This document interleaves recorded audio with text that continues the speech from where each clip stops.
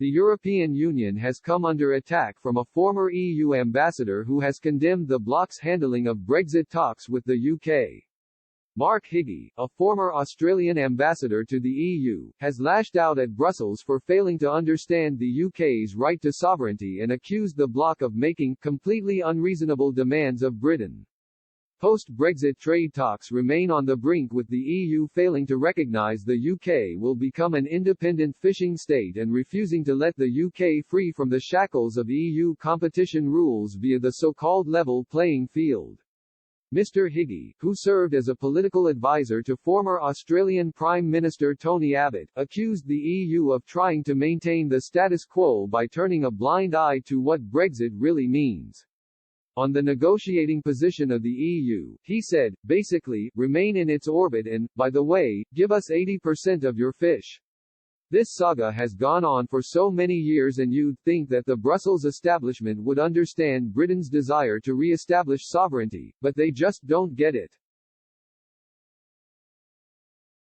They really are obtuse. Britain voted to leave the bloc in 2016, and the 63-year-old described the outcome for the EU as the biggest setback in its 62-year history. The roadblocks for the modern-day EU 27 were set in 1957 when the European Economic Community (EEC) was signed in order to pave the way for the common market. Speaking on the Daily Telegraph's Plant Normal podcast, Mr. Higgie added, fairly inevitably there's a lot of anger around. And I think that element of punishing Britain both for what it has done and also as an example to other countries is a real factor in the background.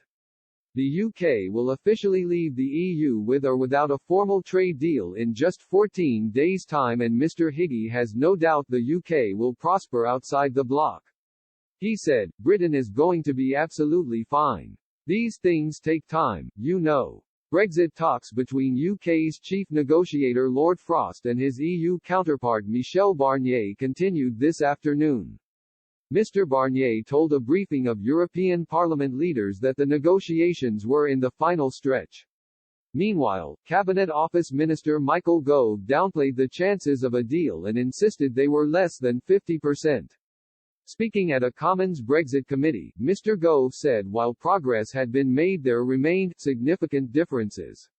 He said, the process of negotiation has managed to narrow down areas of difference.